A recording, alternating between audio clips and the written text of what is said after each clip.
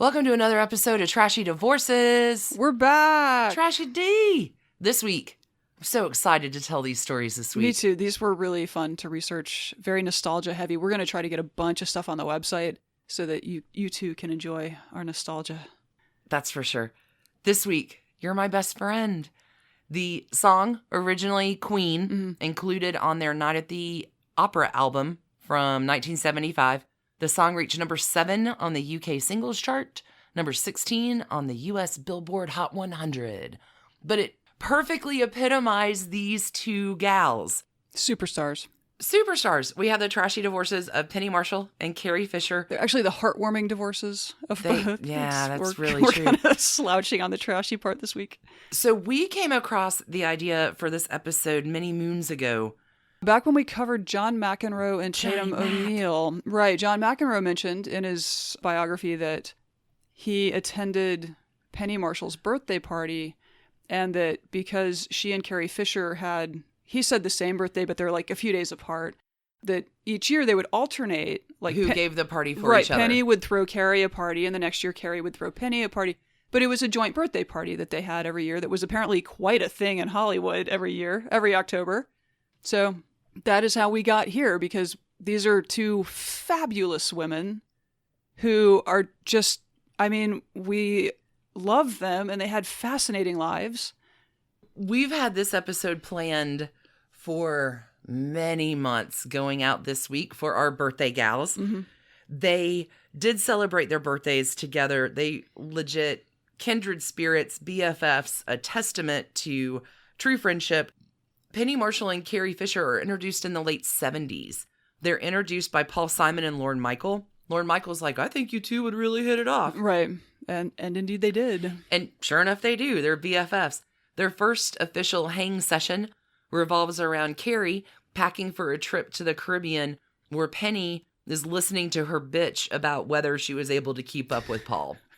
Starting in 1981, they do begin celebrating their birthdays together in a blowout party every year. So guests are given a very discreet phone call with the date and time. No like paper invitations are ever sent out. Gotcha.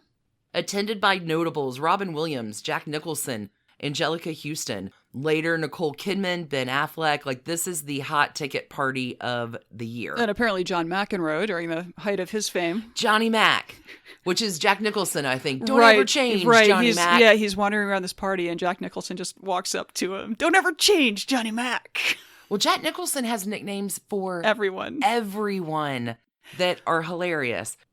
So like 20 years after their inaugural birthday bash, they decide to stop the parties because it became too overwhelming to deal with all of the mayhem and the planning. So Penny says it was too much and too expensive. When you see Shaquille O'Neal and Salman Rushdie waiting for their cars at the end of your driveway, you know things are out of control. That's entirely true. There's a fantastic little heartwarming I love this friendship thing. Mm-hmm. Penny Marshall, in her 2012 book, after she gives the dedication to her family, dedicates to Carrie Fisher and says, I want to thank Carrie Fisher, my friend and partner in crime, for more than 30 years. We've lasted longer than all of our marriages combined. Our crazy lives have meshed perfectly. We've always said it was because we never liked the same drugs or men, but I know there's more to it. Hell yeah. Hell yeah. So this week is a testament to women's friendship under the guise of heartwarming and trashy divorces. Sure. And just a quick shout out to the Best Forevers podcast by our friend Alicia Lucas. Spirits. We actually got to meet her in person last week, and it was as heartwarming as I expected. I guess we should talk about Patreon. We should. Let's go ahead, talk about Patreon, and then we'll start the ep. This week, we had some really good stories. You on Trashy Politics. Yeah, so billionaire Peter Thiel was responsible for taking down the gossip site Gawker.com, and we got into it. But also doing this project, doing Trashy Divorces, I have realized how much Gawker is how much we need sites like Gawker, how much we need like the places that'll skimp a little on like journalistic ethics to actually get at the truth of things. That's it. It was a good story. Yeah. It's so that was a little First Amendment nightmare. On our you have On our continuing series, side piece, I covered the 26-year-long side piece affair of Katharine Hepburn and Spencer Tracy. I was so surprised by that story. It was a good story. I did not. Changed my view.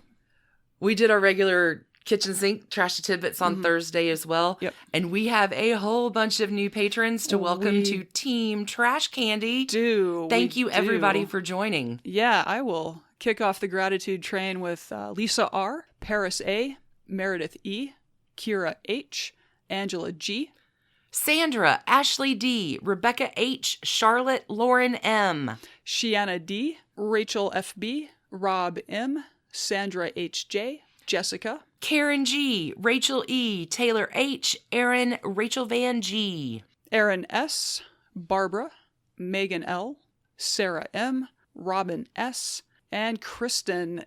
Thank you, everybody, for joining us on Patreon. We are so overwhelmingly grateful for your support. We hope you are having a great time on Team Trash Candy. We have one other super fun thing. Sure, we have a very special birthday shout out from a patron. A happy birthday, Annan from Cray Cray Tay Tay. Happy Halloween birthday, Annan. Your Cray Cray Tay Tay friend is a testament to BFFs. I love it all. It all fits with this week. Yep. True story. All right. I think that may be it for housekeeping. You ready to tell the heartwarming divorce of Penny Marshall? Holy cats, I am. Let's go, go, go. Let's go.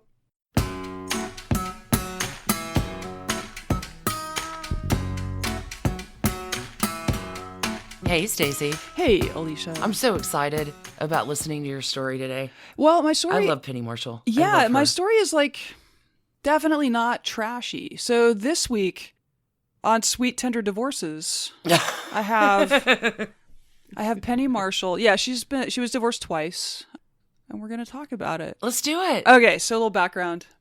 I love Penny Marshall. I love Penny Marshall too. So she was born Carol Penny Marshall. Carol for Carol Lombard, her mom's favorite actress. Oh, really? Penny, because her older sister, family lived in the Bronx, was saving pennies to buy a horse, which her mother knew was never going to happen in the Bronx. But you can still save your pennies, kid. And so, some sort of consolation, okay, but your sister is Penny. Aww. Anyway, Penny Marshall was born October 15th, 1943, to an Italian-American dad who made industrial films, which must have been a trip back then. Really? I'm thinking Keeping All Your Fingers Intact on the Factory Floor was probably one of his big hits. Yowza. Surviving the Munitions Plant. I don't know. Crazy. Dad's family name had been Mascarelli, but he changed it to Marshall before she was born. And so I thought that was really interesting and did a little rabbit hole that, if you'll allow me to rabbit away. So another thing that happens in October, aside from the birthday of our two subjects this week, Columbus Day. Yeah. Which is a controversial holiday these days. Indigenous Peoples Day. It turns out it began as a controversial holiday too. Really? I don't know the story. Tell me. I didn't either. This blew my mind. So, fact attack coming. American history fact attack. So, American racism is not just for black people or Chinese Americans or, there are really specific things that we can point to, but it was really widespread. Whiteness as a thing is something that has expanded over time. And it did not used to include people like Irish people or Italian people. Right, Irish need not apply. Right. So this was common and accepted even by major institutions like the New York Times back in the 19th century. So when Italian immigrants came to the country through the South, it was typically through the port of New Orleans, which I guess was the biggest, I don't think Savannah was much of anything at the time. Okay. Anyway, so after the Civil War, which obviously emancipated all that free labor that, Southern planters had been relying on, Italian immigrants were warmly embraced for a while. And that lasted exactly as long as they didn't complain about their wages or working conditions. Oh, no. So, Italian communities grew up in New Orleans. They maintained the Italian language, ate Italian food, practiced Italian culture. I guess they would have been Catholic, which would have fit in with, Louisiana is a pretty Catholic state anyway. Right. Well, I mean, New Orleans is such a gumbo of all different sorts of mixes. Which is sort of why this story surprised me so very much. When these new Italian immigrants would open businesses, they catered to Italians and also to African Americans. Like they weren't walking in super racist. They were just trying to get by. And so like the communities integrated, like Italian and African American people would marry, have kids. Like, anyway, really dangerous thing to do in the South at the time if you are like not black. So obviously the Klan and other just horrible people sort of eventually took notice of the Italian community. Really? In 1890, I know I'm getting back to Penny Marshall, I swear to God, but in 1890, the police chief of New Orleans, who had, I think, coincidentally been feuding with some Italian business owners, was murdered. Oh. Like, very bad.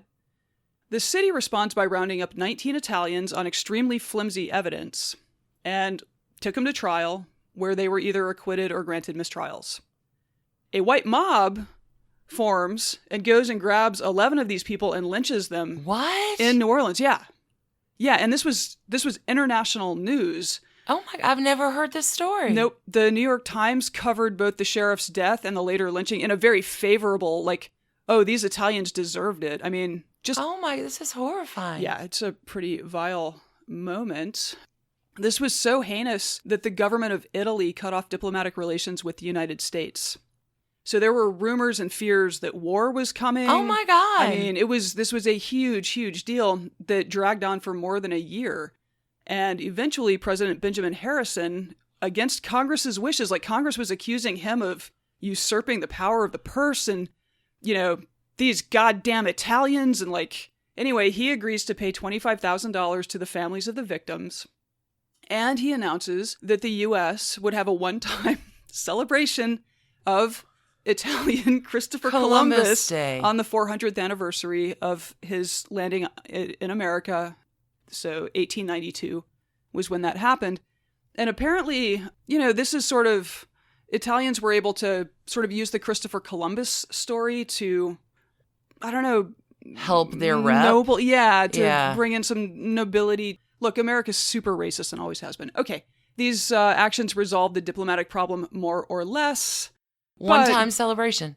Which... To get us out of war. Right, to prevent a war. Okay. Uh-huh. This is fascinating. Sure. So Penny Marshall's father, Mascarelli, is born into an Italian family in New York City in 1906. So a little after this, but in 1920, U.S. immigration law was rewritten to restrict various ethnicities from entering the country, including Italians. Really? So, the racism was there. Anyway, so this is how... Their she last became name is changed to Penny Marshall. Yeah. I know that was a lot of detour, but I had no idea about any of that. We'll have a link. There's a Wikipedia page for I think it's March 14th, 1891 lynching in New Orleans. Yeah, it's apparently really well known in Italy. And even as somebody who's into history and Southern history, I'd never heard of it. Just incredible. This podcast is... You know what? Learn something new all the time around here. Sorry for that 5 minutes, but we're all smarter now. Okay. So Anthony Mascarelli became Anthony Marshall, and he and his wife, dance teacher Marjorie, from good Northern European stock, Marjorie. of course, raised their 3 children in the Bronx. This is son Gary Marshall. You may have heard of him. Daughters Ronnie and Penny Marshall. Okay. All 3 children belonged to different churches. Really? Because Marjorie's dance school was in the basement of the building where they lived, and they needed occasionally to borrow a hall to hold a recital. And so the parents were not religious. The children were not religious, but they installed all of the kids at different churches around town so they could So she'd rent always out the have a hall. place to... Marjorie sounds like a fucking genius. Genius. Total That's amazing. Genius. No, and Penny talks about this basement dance studio where mom would sit at the piano and smoke cigarettes. Taught tap dance. Yeah, okay. I love it. Also, this apartment building in the Bronx where they grew up, coincidentally, was the childhood home of Neil Simon, who wrote The Odd Couple, which would end up making Penny Marshall's career. Also, Calvin Klein and Ralph Lauren. You're kidding. Ralph Lauren. Ralph Lauren. And Calvin Klein grew up together in the same fucking Well, building? I don't know. I mean, Neil Simon's 20 years older than Penny Marshall. Wow, what a legacy. Yeah, it's this building. The concourse, I think. Anyway, it's a very... I think it's a huge residential apartment block. Rob Reiner actually grew up kind of across the street. They never met, but Penny Marshall recalled later that she saw Carl Reiner in a store one time, and he was the most famous guy in the neighborhood. And she was just, like, stunned as a child. How crazy. Mm-hmm. After high school, Penny wanted to get away from New York, and probably her, crazy parents sending her to church so she could tired of going rent to the hall. Yeah. Mm-hmm. So Penny heads to the University of New Mexico and begins to study math and psychology. Okay. Everything was going fine until, well, let me let Penny explain what happened. This is from a 2012 Newsweek essay. This is possibly also from her memoir that came out the same year. Quote, I moved from the Bronx to go to college. My mother thought New Mexico was near New York, New Jersey, New Hampshire, and New England. Aww. She had no idea about geography. So I ended up at college in New Mexico. And I was a city girl, thinking I had done everything. I thought I had had sex, but I hadn't. So I finally did do it after a guy had to explain what it was. A year later, during my sophomore year, I met a very nice guy, Michael Henry, who was on a football scholarship. When Mickey, I called him Mickey, didn't make the travel team, he was depressed. I felt bad, and since I had already had sex once, we did it. Oh. I didn't think about anything beyond that I liked a football player. And being from the Bronx, I had never seen anyone over 5 feet 8 inches in my life. They're taller out west. A month later, I missed my period. I went to the doctor and found out I was pregnant. I don't think they even talked about birth control back then. I had just turned 19 and he was a year younger. This was 1963. There were no legal abortions in the US, and I wasn't going to go to Juarez, Girls then were going horseback riding to try to end their pregnancies. I'd never heard of this. What? Yeah. I didn't do that. I figured I made my bed, so I'm going to sleep in it. My third choice was moving to Amarillo. I'd never been there, but I was thinking I'd go and have the baby by myself. But instead, Mickey said, let's get married. He was a great guy. We ended up getting married the weekend John F. Kennedy was shot. Oh, wow. All that was on our TV during our honeymoon in a motel was the funeral, which set the tone. Horrible start to a marriage. Yeah. So Tracy was born in 63, 64, probably 64. 64. Yeah. Unsurprisingly, the marriage didn't work out. They were so young. So they divorced after 3 years. Michael moved to Colorado, and he took Tracy with him. She would summer with her mom, who moved to Los Angeles. And yeah, like Penny Marshall says that her mom wasn't Mother of the Year and she wasn't like Mother of the Month. Yeah. So Penny goes to Los Angeles, where both Gary and Ronnie are already like set up. Gary's writing for TV and Ronnie was like a casting director or something. Okay, so her brother and sister in California. Mm-hmm. Let me just go there and hang with them. Yeah. So the year was 1967, and her first gig in La La Land was in a Head & Shoulders commercial opposite Farrah Fawcett. No way. Seriously. So Penny was supposed to be the stringy-haired girl the shampoo would, protect you from becoming. And Farrah was the glowing representation of faithful brand loyalty, I guess, was the setup. Sure. So they had these two stand-ins who were present while they were getting the lighting set up on the set. And the stand-ins were wearing placards.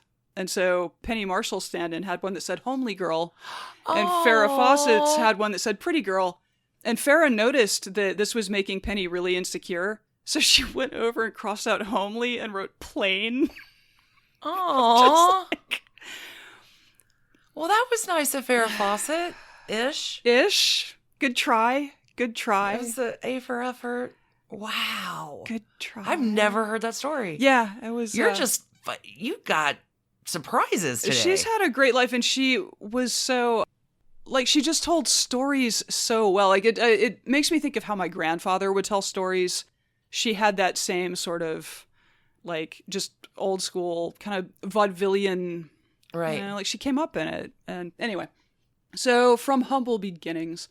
So in 2012. Humble or homely? Yeah. Sorry. Homely pie. So her memoir in 2012 is called My Mother Was Nuts, and it describes this period of her life in really actually impressive detail that makes you nostalgic for your 20s. Everyone around her was just explicitly creative. They were all just trying to like figure out how to be the thing they knew they could be if all the cards fell right. Like, so those are your 20s. Yeah. So her brother and his writing partner were turning out scripts. They were making little movies. She temped for a while until she was paid $140 for saying a single word in a commercial. So she quit her job. A Star is Born. Went on unemployment and began auditioning full time and taking acting classes and doing all the. I mean, she'd been like when she got to Hollywood, her brother was like, "Well, if you want to act, go take acting classes." That's, right. Part one, which is where she learned how funny she is. She's so funny. She's so funny. So there's sort of this, just this bubbling ferment of creative ambition playing out in this like young generation of up and comers. And so after acting class one night, she meets Rob Reiner, son of Carl, and they were just instant friends. Why wouldn't they be? Like, they literally grew up across the street from one another for the most part. Yeah. Penny on the block. And they spent the penny on the block.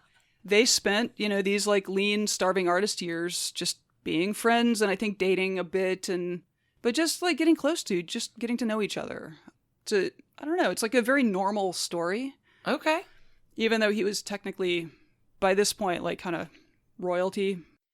He was another New York boy born in the Bronx on March 6th, 1947. And later he was raised in New Rochelle after his mom is an actress as well. But after they started being successful, I think they went a little suburban. It's like a beach town kind of thing. Anyway, so his mother is actress Estelle Reiner, who in When Harry Met Sally says, "I'll have what she's having." Right. That's his mom. Yeah. Although in 1940, and his dad is notable famous person Carl Reiner, but in 1947, when Rob was born, Carl was 25 and decidedly not an elder statesman of comedy and the performing arts. Carl Reiner is still alive. Yeah. He's well into his 90s. Yeah. Long life. Yeah. Apparently, when Rob was young and his parents were starving artists, they lived across the street from the Marshalls. But Penny is 4 years older, and as she said once, it's a very wide street. Never met. So after high school, he headed to LA to go to UCLA's film school. He took bit roles on TV. He was Steve Martin's writing partner for a while. No way! On the Smothers Brothers Comedy Hour. They were like the young writers. So they just paired him up and were like, go make young people jokes, kids. I don't know. His big break came in 1971 when Norman Lear cast him as Michael Meathead Stivic, the liberal son-in-law of Archie Bunker, on the smash hit All in the Family. This was the most watched television show in America for 5 solid years. For sure. And he was... Meathead. He was the voice of the counterculture. Yep. So Penny had actually auditioned for the role of his wife on the show, but Sally Struthers was cast. And that was okay, because if Penny Marshall wasn't to be his on-screen wife yet, their relationship and his stature having advanced enough that he was ready to make her his wife in real life. Settle down. Yeah. So they married in April of 1971 after the first season of All in the Family I think it may even have wrapped by that point. And like it didn't start out as a juggernaut. It wasn't like the first episode just was the biggest create a hit. storm. It grew. Yeah, so they get married in April. They go on their honeymoon. They come back, and about a month later, the Emmys are held, and All in the Family wins a bunch of Emmys, including Best Comedy. So then it became a smash hit. Like the first season was interesting. Was not widely watched, and then boom, Rob Reiner is about to be one of the most famous 20-somethings in America at the age of like 23 or 24. Unreal. Yeah. It was not fat times for Penny career-wise, but she was diligently supportive of her new husband, and she would usually come to the set and like do needlepoint. She said she threw a rug? Is that the term for it? Like the wives would come and like sit somewhere and like watch what was happening, but do their own thing, do needlework or knit or crosswords, whatever. Different times. Okay. Meanwhile, her brother Gary Marshall, I was so staggered by like his contributions to the American worldview of this era. It's so I had not pieced all this together. So Gary had taken the helm at The Odd Couple, which was another incredibly famous sitcom of the era. and an adaptation of a Neil Simon play. In the second season, the show kind of expanded. It had been a 1-camera show. They made it a 3-camera show. They brought in new characters, just kind of enlarge the universe, I think, and make it maybe a little more dynamic. So one of the new characters was a secretary named Myrna. And Gary and one of the actors were like, Penny would be really fantastic perfect for this role. Part, yeah. But Tony Randall was one of the odd couple. Oh, wow. And he is apparently just a hyper-perfectionist in real life. So they were very concerned that they needed to get him to sign on before they could cast anyone. Right. And I think they were nervous that, that he would be like, well, we're not going to hire your sister. So they have Penny go to the set, and she just makes him laugh. And so she's in. She's in. Perfect. So she had this job for 4 years. And so now, the Reiner Marshall household is a big deal. She's not headlining the show, but she is working steadily on a popular sitcom. For 4 years. It was a very busy, but it was a happy time. Her daughter Tracie, who had been living with her dad in Colorado, came to live with them, probably because there was a new baby sister. Oh, wow. Okay. But Tracie said that she just preferred that in Los Angeles there were more television channels and the TV was in color. That makes a difference at the time to a kid. She was 8. And so Mickey, her dad, was like, yeah, you'll have better schools in LA. And by the way, I guess now your mom is famous and married to a famous guy and they have a lot of money. And I think you're going to have opportunities out there that, I'm probably not going to be able to give you here in Colorado. There you go. Later, probably as a teenager, when she wanted to break into acting, Rob adopted her and she took his last name. So she is Tracie Reiner. Really? Mm-hmm. Okay. And she's been in 30 movies. So it was probably a super exciting time. Their house was ground zero for the up and coming elites of comedy. Penny mentions in her book that a whole lot of marijuana got smoked in that house by really funny men telling funny stories, but also just ignoring any women who might be present. She was I was allowed to talk. There was one other woman who was allowed to, but otherwise, if one of them brought a girl around, she was just expected to. It was like Gertrude Stein's salon. A little bit. All the wives hung out with Alice in a different room, and it was the men were the focus and the interesting. Yeah. So some of the names that were prominent in this milieu. So Charles Grodin, Billy Crystal, Albert Brooks, who I think was one of Rob's writing. And Richard Dreyfuss. They'd gone to high school together. And so they just, cats. It really. This is spiderwebby. Yeah. So, Penny's star wasn't shining as brightly as Rob's, but she was continuing to work, and every role she took, she just nailed it and really just made everyone laugh. And so, one thing led to the next thing. In November 1975, Gary Marshall, who created Happy Days, wrote an episode that cast Penny and an actress named Cindy Williams as Laverne DeFazio and Shirley Feeney for an episode called A Date with Fonzie. I remember this. Yeah. Okay, so Laverne and Shirley were, from the Wikipedia page on this, quote, a pair of wisecracking brewery workers. I tried to rewrite that, but you can't get better than that phrasing. That's okay. Pretty good. So they were set up as dates for Fonzie and Richie, Henry Winkler and Ron Howard. Again, good Lord, the just talent and star power that was just bopping around Los Angeles at the time. I know that city is always full of immensely talented creatives, but this is really, anyway. Correctamundo. Yeah. The studio audience loved the Laverne and Shirley characters, and I guess back in the 70s, you could get a whole new scripted show up and running in just a few months. So this thing aired on the 11th of November. January 27th, a couple months later, Laverne and Shirley debuts on ABC, and it quickly became another iconic American sitcom. It was set in Milwaukee, and it followed the lives of 2 young women roommates working as bottle cappers at the Schatz Brewery, fictitious, in the late 1950s, which I guess is Gary Marshall's sweet spot, because Happy Days was a 50s sitcom, and we're gonna make our dreams come true. Oh my God, yeah. This has been fun. I love Laverne and Shirley. Look into. Also, I had forgotten about Linny and Squiggy. Lenny and Squiggy are the best. Michael McKean and David Lander played their upstairs neighbors, Lenny and Squiggy. And they had developed these characters in college. So I guess Gary maybe saw them improvising it one night and was like, "That Y'all are funny, yeah. We need you to be the upstairs." They would yell through the dumbwaiter. That was how they communicated with their upstairs neighbors. Anyway. In the early seasons, there continued to be crossover episodes with Happy Days.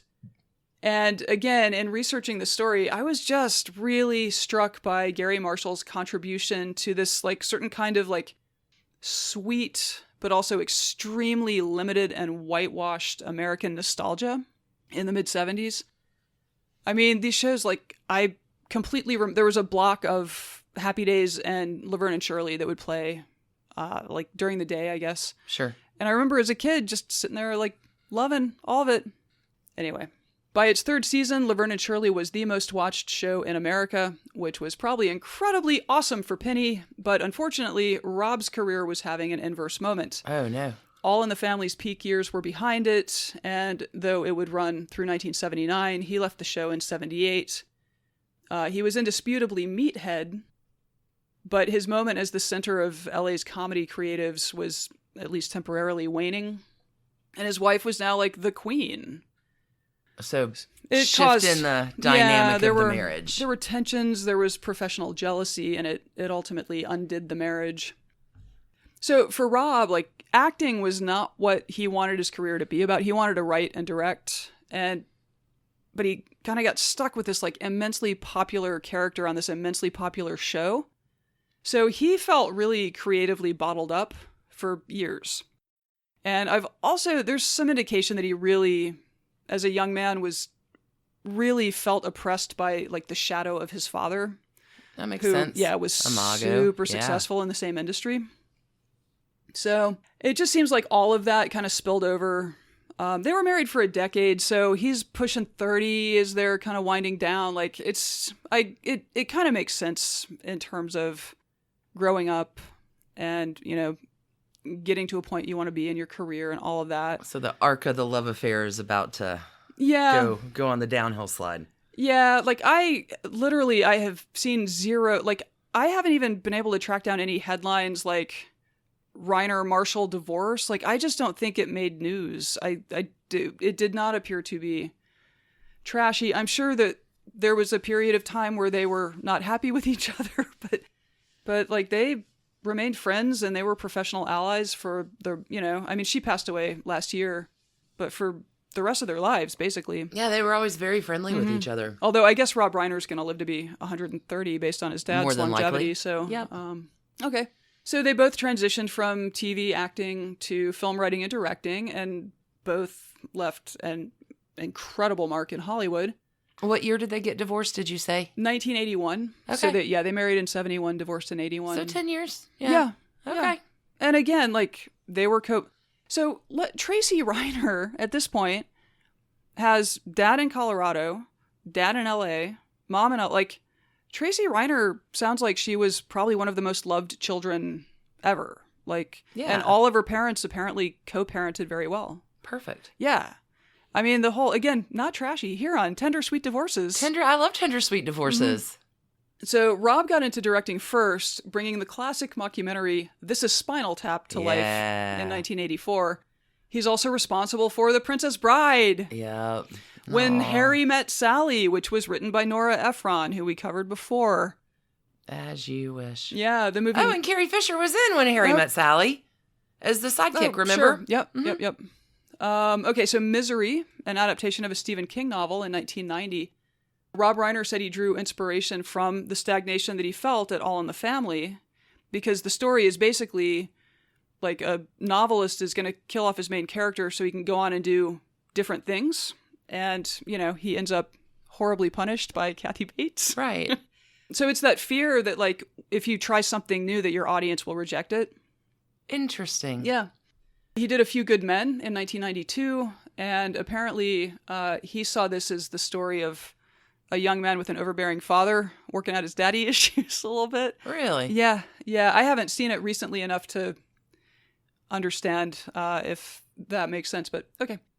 And Rob Reiner has continued to act in film and television over the years. Penny, meanwhile, had directed several episodes of Laverne and Shirley, as well as some other TV shows, stuff on TV. And one day in like 85, 86, her buddy Whoopi Goldberg calls her up and says, "Hey, I'm working on this movie, Jumpin' Jack Flash, and the director just dropped out. You should go pitch for it and direct it. You should direct my movie." And she did. And so this wasn't like the hit. That was a good movie, too. It was. It wasn't like the hit movie of the year, but it was a good movie. And it definitely made her a credible director. Oh, we're about to go down memory lane with her, aren't we? Are we going to talk about... Okay, Yep, go. Okay. So, 1988, Penny Marshall directs Tom Hanks in Big. Aww. This was the first film directed by a woman to gross more than $100 million. Whoa. Mm-hmm. Yep, that was Penny Marshall. Colossal. Mm-hmm. In 1990, she directed Awakenings. Robin Williams. Yeah. So this is based on an Oliver Sacks book about the effects of L-Dopa on people suffering from this mystery disease called encephalitis lethargica, which is real. And there is a terrifying and fascinating episode of This Podcast Will Kill You about it. Really? That I highly recommend if you're into disease ecology or whatever. Okay, I know, I'm stalling because in 1992, Penny Marshall everybody's wrote favorite. and directed. Actually, I'm not sure. There's no crying in baseball. In 1992, Penny Marshall directed A League of Their Own. Yay! Which also crossed the $100 million threshold, making her the first woman director with 2 films to do so. Good on her. Yep. Other notable films, The Preacher's Wife with Denzel Washington and Whitney Houston. That's right. Another past subject. That came out in 96 and 01. She did Riding in Cars with Boys, starring Drew Barrymore. This is Trashy Divorces Spiderweb Central. Another subject, yep. So that was actually the last feature film that she directed, but she kept acting and producing really until just a few years ago, and she died last December at the age of 75. And as noted, Tracy Reiner, the most loved child in California, has appeared in more than 30 films, and she is mother to 5 grandchildren to Mickey, Rob, and Penny. Wow. Just really, it is hard to find any instance. I literally have not found any instance of Penny saying anything bad about either of her ex-husbands, or of them saying anything nasty about her. She seems to have had an effective co-parenting arrangement with Mickey, and she told Vulture in 2016 that when they broke up, she and Rob both expected that they'd get back together when they were older. He remarried in 1989 and has 3 children with photographer Michelle Singer, to whom he's still married to this day. Oh, wow. Okay. Just trash-free. And she never remarried? No, she dated Art Garfunkel for a bit in the way. 80s. Yeah.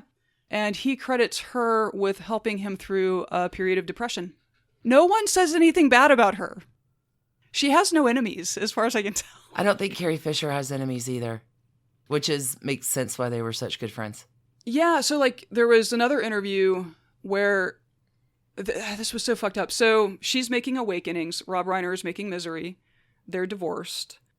And the studios just, I think coincidentally, picked the same weekend to release those 2 movies. And she calls Rob up and she's like, "Hey, quick question. You don't want to be looking at your ticket sales numbers the same weekend I'm looking at my ticket sales numbers and be in competition, do you?" And so they talked to the studios and got the dates moved. Really? Mm-hmm. Interesting. Yeah, so it's like they could have been really competitive with each other, but they weren't. Or at least later, after they were married, they weren't. I think during the marriage, there was that element. I love tender divorces. Yeah. It's a wonderful story. So I don't think there are any trash cans I think all of them I think Mickey, Rob, and Penny all get halos. Perfect. 100 million halos. Twice. 9 innings worth of halos. Thanks. There's no crying in Penny Marshall's Trashy Divorces episode. I love it. Penny on the block. Yeah. Oh, and I got the audiobook of her memoir to listen to in full because I could only read parts of it on Google Books. So the gem's going to be very pleasant. Next week it's read by the author. Yes. Fantastic. Mm-hmm. All right, let's take a quick break. Let's take a break. Come on back for some hearts and bones. Yeah. I can't wait. I love this episode. Making our dreams come true. All right, we'll be right back. For me and you. You may be surprised to learn that the government doesn't require manufacturers of feminine care products to disclose all the stuff they put in them, so mostly they don't tell you. That means you may be exposing yourself to synthetic materials, fragrances, or dyes all without realizing it. Lola doesn't do business that way. They know their customers care, so they offer complete transparency about all of the ingredients used to make their tampons, pads, liners, and wipes. Lola products are made from 100% organic cotton and have 0 added chemicals, fragrances, synthetics, or dyes. It's made with care, feminine hygiene, conveniently and discreetly delivered to you monthly through Lola's flexible, customizable subscription. You choose your mix of products, absorbency, how many boxes, and how often you'll receive them, and Lola does the rest. It's a company founded by women for women, so they get it. I love how convenient Lola is. I basically have period supplies on demand, which is how the world is supposed to work during someone's period. Yes. Lola products come straight to the door. The packaging is nice. Lola is obsessed with quality organic materials, additive-free process. I can just focus on the regular misery of my period without worrying about what I'm putting against my very sensitive skin. I mean, that's a real plus. And best of all, we have a promo code for you. To get 30% off your first month's subscription, visit mylola.com and enter trashy30 when you subscribe. There's just no need to race to the store at 2 a.m. because you didn't realize you were about to start again. Happens. Visit mylola.com, enter trashy30 when you subscribe to get 30% off your first order. Alicia, you have one of my very favorite people ever. Ever. She honest and generous and warm and funny and razor sharp wit. I considered arm wrestling you for her story. And you could have had Penny Marshall, but I was like, you know what? I love Penny Marshall. This'll do. It's a spiderwebby. Well, tender and episode. they were amazing friends. Their whole lives, basically, from late 70s on. Mm-hmm. Okay, so this week I'm weaving the trashy divorce of Carrie Fisher and Paul Simon. What? The title of this story, and I would have fought you over this because the title of this story is Hearts and Bones. Yes, you would have won the arm wrestling match. Song by Paul Simon, written in 1983, or released on his Hearts and Bones album in 1983. Carrie Fisher has said, if you have a chance to have Paul Simon write a love song about you, do it. He's brilliant at it. So these two are actually together from 1977 to about 1989, but they were only married 1 year in the middle of that. Whoa, okay, that's unexpected. Okay. Quickly divorced the following summer. So even when the divorce is done, they spend another 5 to 6 years trying to work it out before finally calling it quits. This is a fascinating romance. Star-crossed Libra lovers. She's a Libra, so is he. There's addiction, mental illness, a Hollywood backstory, incomprehensible levels of fame, some inferiority complexes, some imago going on. Like, this story has everything. Oh, that's right, because she's from a big Hollywood. So, yeah, okay. All of this is the same story. So exciting. Okay, so there are 2 trashy divorces repetitions in this one. One of the classics, you can't change him. Right. The flip side of that is he's not going to change you. Yeah. Right? Like, kind of look at it from both of those angles. And this is a new one that we're going to introduce. Getting married is not going to fix the problems that you have as a couple. Interesting. We've seen this happen. We have. With couples. Things are super shitty between us. Getting married. Let's throw a wedding. Will totally solve the problem. Okay. So let's talk about Carrie Fisher. She appears in the LA Times even before she's born. She's born October 21st. Happy birthday, Carrie Fisher, in the heavenly realm in which I am certain you reside in. Carrie's parents are Debbie Reynolds and Eddie Fisher. You can hear all about this trashy divorce back in season 1. Carrie's their firstborn child. She's still really young when old daddy Eddie leaves Debbie for Elizabeth Taylor. You can hear that story as well in season 2. With Erica Kelly from Southern Fried True Crime. As a child, she's always watchful. She's a watchful, critical presence. Lucille Ball comes over and says, is Carrie mad at me? Like, Carrie was 3. She was an intense kid. Okay. Charles Wessler, who's a director of music video production at MCA at the time and a friend of hers since childhood, says about her, She raises your level and your brain starts to work harder, faster, better. It's like an adrenaline rush. You have to join in or just go home. Griffin Dunn, who rooms with her when they are teenagers, says the same thing. She raises the riff factor. You become shtick masters. No wonder they were such good friends, she and Penny Marshall. Yeah. Lauren Bacall says about her, she describes Carrie Fisher as the most extraordinary feminine brain I've ever come across. Huh. It's fascinating. So Carrie grows up in this world that is totally weird, but not weird at all to her because she doesn't It's know her anything world, yeah. else. Right. Rarefied world. Books become her best friends. She finds magic in the words, in the narratives. This is totally going to come into play later in her life. Otherwise, she's hanging out in this Hollywood world with Debbie Reynolds being your mom and Eddie Fisher being your dad and Elizabeth Taylor being your stepmom, at least for a hot minute. Yikes, yeah. And wow. like celebrity kids are your friends. Mm-hmm. I had not thought like Elizabeth Taylor as your stepmom. Mm-hmm. Yikes. So Carrie Fisher in her memoir, Wishful Drinking, talks about Debbie Reynolds and says, she was so beautiful, and of course I dreamed of one day looking like her. It was then that I knew with the profound certainty of a 10-year-old that I would not be, and was in no way now, the beauty that my mother was. I was clumsy looking and intensely awkward, insecure.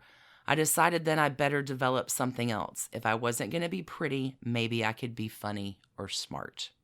Turns out she gets both. So Debbie Reynolds does remarry after Eddie in a not at all very successful marriage. So now Carrie has step siblings too. She is super big buddies with Griffin Dunn, son of Dominic Dunn and Ellen Dunn. Carrie loses her virginity with him. Like, this is just too much pressure. Can we just get this over with so it's not a big deal? Right. Carrie also is experimenting with drugs from the age of about 13. I'm sure she was putting on a lab coat and had safety glasses on. Totally how she experimented with drugs. Ear protection. At 13, Carrie also joins Debbie's nightclub act. So Carrie Fisher can fucking sing, too, which is the crazy thing. She gets her first movie appearance. She signs up with Debbie's agent that represented Debbie when Debbie first came to Hollywood. She gets her first gig in a movie, Shampoo, in 1975 with Warren Beatty. A little bit extra here after this. She's auditioning for Star Wars. All hail Princess Leia. Both Jodie Foster and Amy Irving were heavily in contention for the Princess Leia role. Are you kidding? Nope. Is that crazy? It is, because I think of... That does not strike me as, before it was made, a desirable role. Like, I'm surprised. Like, it just occurred to me, like, oh my God, Debbie Reynolds' daughter was, like, saw this, like, weird sci-fi flick where they were going to, like, make little models and, like, and thought that was a good career move. No, she wants it. And she auditions, and she doesn't hear back for a long time, so she thinks she's bombed it. Yeah. But not. Of course, she's Princess Leia.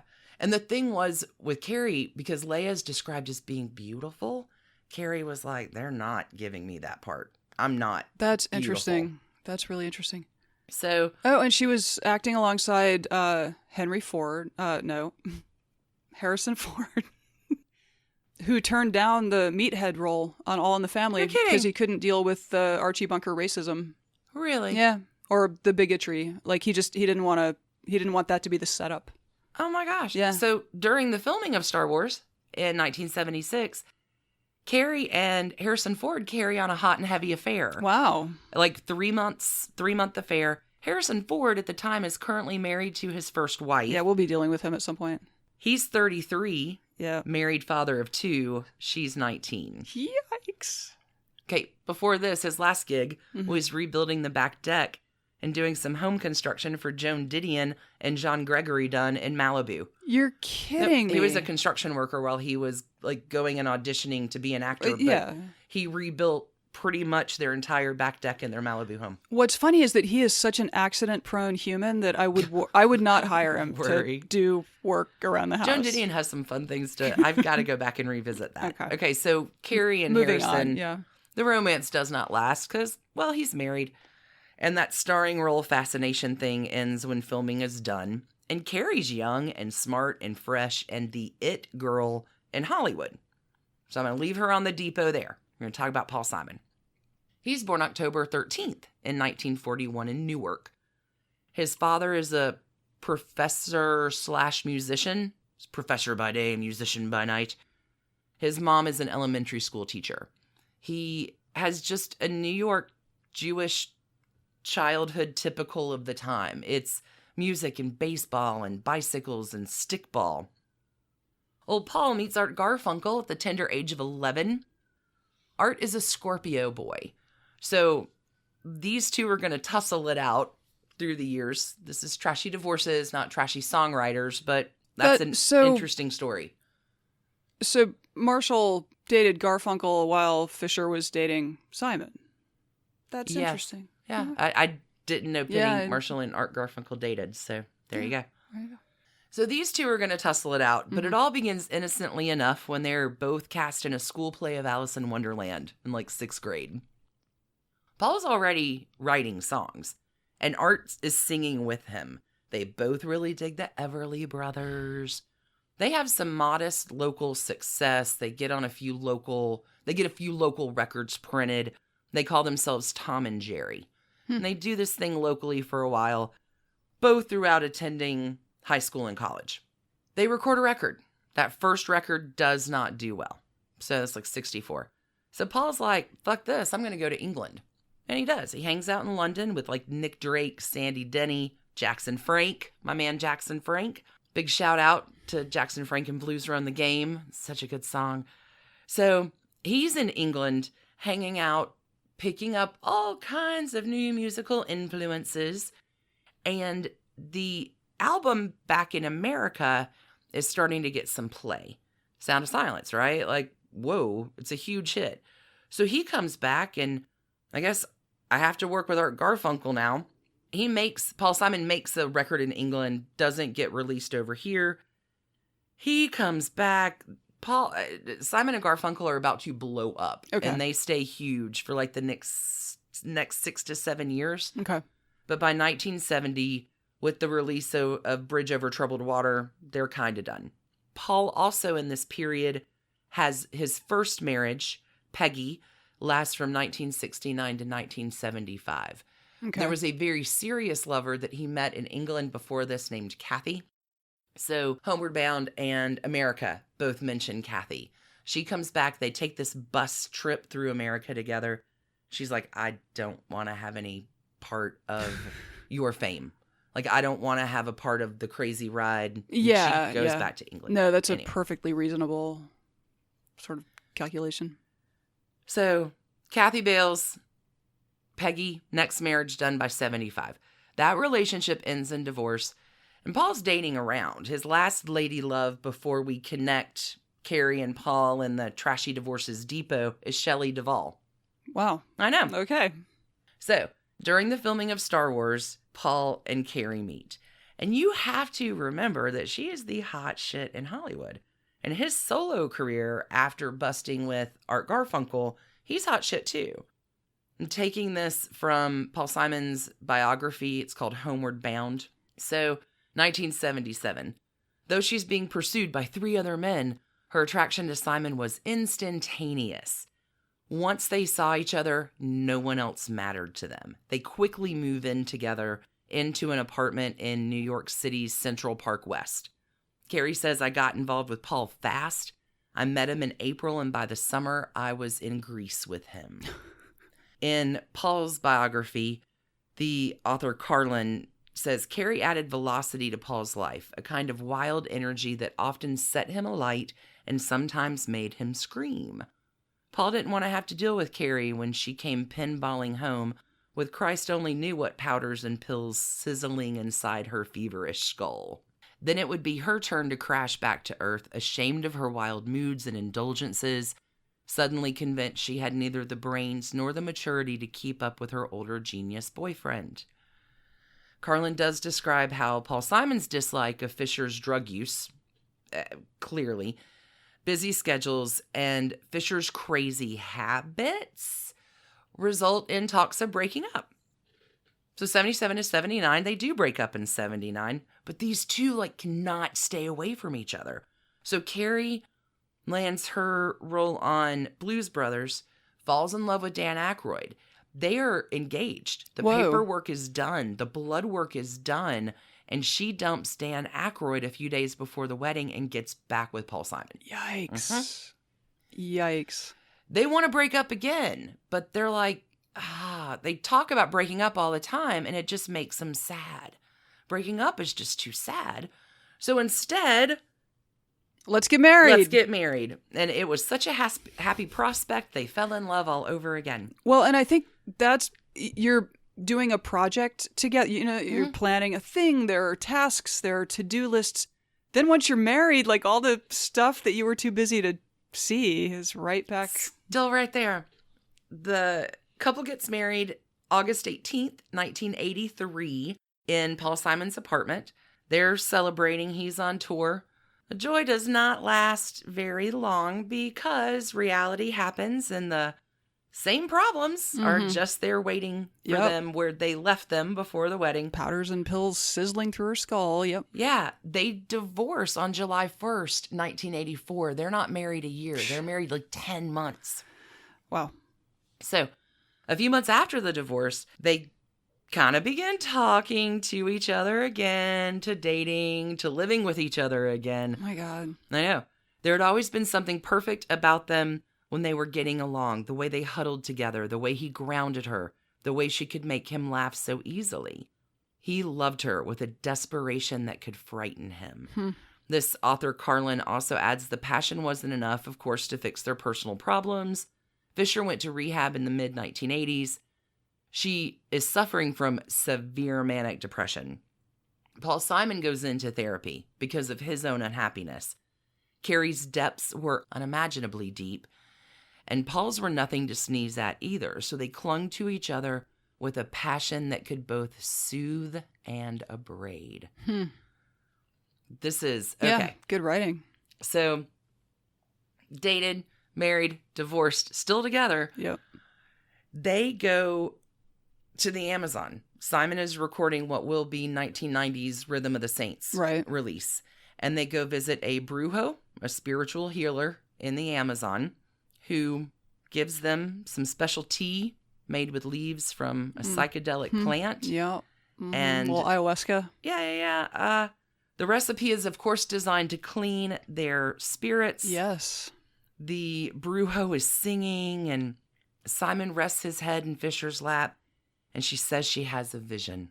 She describes feeling pinned beneath Paul's ever-spinning, ever-controlling brain about the way he, like so many powerful men she knew, assumed his expertise and control over every situation. After this revelation, it's done. They leave Brazil.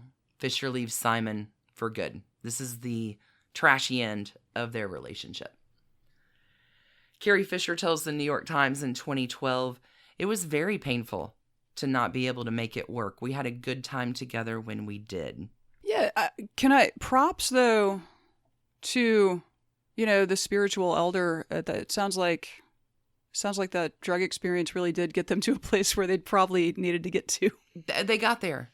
Yeah. Like, this is not what either, like, just end it. Yeah. Carrie Fisher also has said, "The bad thing about my relationship with Paul was that we were similar animals. Where there should have been a flower and a gardener, we were two flowers in the bright sun, wilting." So now you have your two Libras. They're both cardinal qualities. They want to make the list. Air signs. Like, this is... Okay. Simon, on the other hand, well after his split from Carrie, says theirs was a powerful love, and it still is. So now is a great time to talk about the song Hearts and Bones.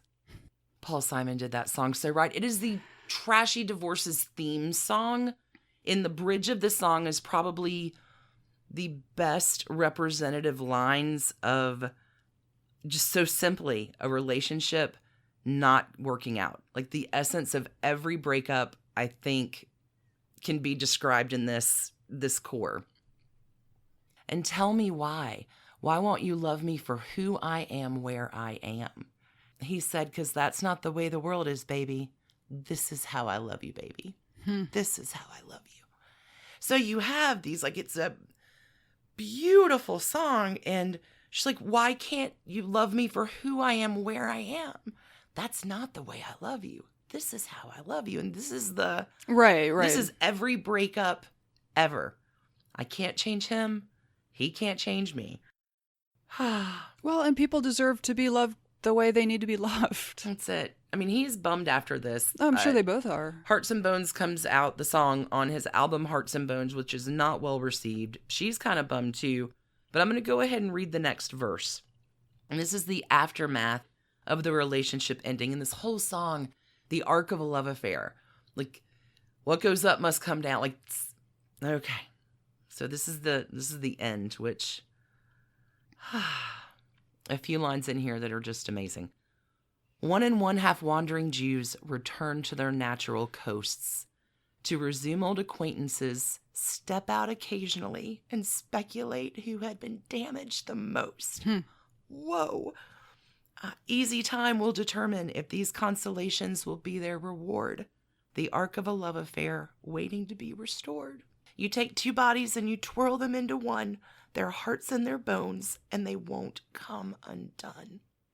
So it's a Trashy Divorce's theme song. Like, this is how it all goes. But once you're married, like, even if you're divorced, you take two bodies and you twirl them into one, their hearts and their bones, and they won't come undone. Like, See, in my favorite Trashy Divorces, they do come undone. Sometimes explosively. It's such a beautiful... If you've not heard Hearts and Bones, do yourself a favor. Yeah, I think you have a much, higher class view of this podcast project than I do. So let's speculate who had been damaged the most. Sure. And determine if these consolations will be their reward. Carrie, of course, is still making films after the final breakup. Mm-hmm. She hits a bottom. Like, she goes to rehab in 1985, in which she begins and writes Postcards from the Edge, which she says is not autobiographical. She continues to act. She becomes a script doctor, helping with movies like Hook, Sister Act, and The Wedding Singer. Interesting. They bring her in for dialogue and sex scenes, women's dialogue and sex scenes. Here's something I thought was really interesting. She script doctors for probably a decade and a half, and she most decidedly quits that job because, this is what she says, directors and producers would bring her in and say, what would you do to the script? Right. And she'd have to pitch. Work on spec. Instead, just hiring her, she would have to pitch it. She's like, fuck you, you're not getting my work for free. Yeah, every freelancer knows that feeling. Pay me for what I do. She does have a romance with a creative artist agency principal whose name is Brian Lord in the early 1990s. It goes well enough. Carrie really wants a kid. They have a child named Billy in 1992. Yeah, she's on American Horror Story, I believe. I think so. These days, yeah. Well, that turns out to be a bust when Brian Lord leaves Carrie for his new lover, who's a man. So, gay boyfriend is probably difficult to hold on to. Once again, people deserve to be loved the way they need to be right. loved. I'm sorry that Carrie Fisher keeps not getting that. Poor Carrie Fisher. It is, I thought they were married. I think I did too, because there's a joke about, here's how good my gaydar is. Exactly. Yeah. Well, and I think we were under that assumption, and in going through research, all upon Carrie Fisher's death, Paul Simon was her only husband. She never remarried, and I'm like, what? Apparently they did not marry. They told everybody they were married. Oh, interesting. But it was never formally done. Gotcha. So a little less paperwork when it came time for the trashy almost divorce. Mm-hmm. Carrie proceeds to barrel through the next years, writing, going on Broadway, promoting causes with women's advocacy, animal rights, LGBT causes. And Fisher publicly discusses her diagnosis of bipolar disorder and her addictions to cocaine and prescription medication. She has acknowledged and said her drug use was a form of self-medication. She used Percodan to dial down the manic aspect of her bipolar disorder. She's even given names to her bipolar moods, Roy is the wild ride of the mood, and Pam stands on the shore and sobs. Drugs make her feel normal. She tells Psychology Today in 2001. So dealing with drug addiction, bipolar disorder, was such refreshing honesty. How is she coping? And these are my treatments. And she really did a lot to destigmatize mental illness, especially manic depression. There's a great quote where she's like, hey, you don't need to be ashamed. You're making it through. If you're doing okay, you're doing great with this disease. She does receive electroconvulsive therapy about every 6 weeks for a super long time. It sort of just blows her brain up. Right. So she talks about the answering machine message she has. Please leave me your details, because if you talked to Carrie 6 weeks ago, I'm not going to remember. Yikes. Because she loses that short-term memory. Right. That's not a common treatment today anymore, is it? I think it still can be. Yikes. It seems extreme, but she, I think, stopped receiving ECT 2004, I think is when she said she stopped. But it helps her at the time, and she really does become a role model with her honest and revealing truths about addiction, mental illness, and the treatment for that. Mm-hmm. Carrie does pass away on the morning of December 27th, 2016. No, it was awful. It was Her awful. Her daughter, Billie Lord, stated that Carrie battled drug addiction and mental illness her entire life and ultimately died of it. She was purposefully open in all of her work about the social stigmas surrounding these diseases. I know my mom, and she'd want her death to encourage people to be open about their struggles. Sadly, Debbie Reynolds, who loved her daughter Carrie more than just about anything, passes away the next day. And the world is forever changed by these two women. And all hail Carrie Fisher for all time. Oh, yeah. Oh, yeah. So, Paul. Oh, yeah. Yeah, him. Yeah, him. The rest of him. So, legit, I have a whole trashy tidbits this week about Paul and his music and how he appropriated it from everyone. He's kind of a borrower. Maybe doesn't give the necessary credit to a nice way to put it. Many musicians during his lifetime that he stole from. We're going to talk about all of that and the time he bullied Karen Carpenter as well. Yeah, which is unforgivable in my book. But this is Trashy Divorces and not Trashy Plagiarism, with the subtitle of You Might Be a Prick. So stay tuned on Patreon for Thursday. Going to work all that out. Our friend Double E got me on the phone this week and talked to me about what a prick Paul Simon was, and I'm saving all of that for Trashy Tidbits. As for his love life, Paul meets Edie Brickell when she performs on Saturday Night Live in November of 1988. She notices him standing by the camera and recalls, even though I'd performed the song hundreds of times in clubs, he made me forget how the song went when I looked at him.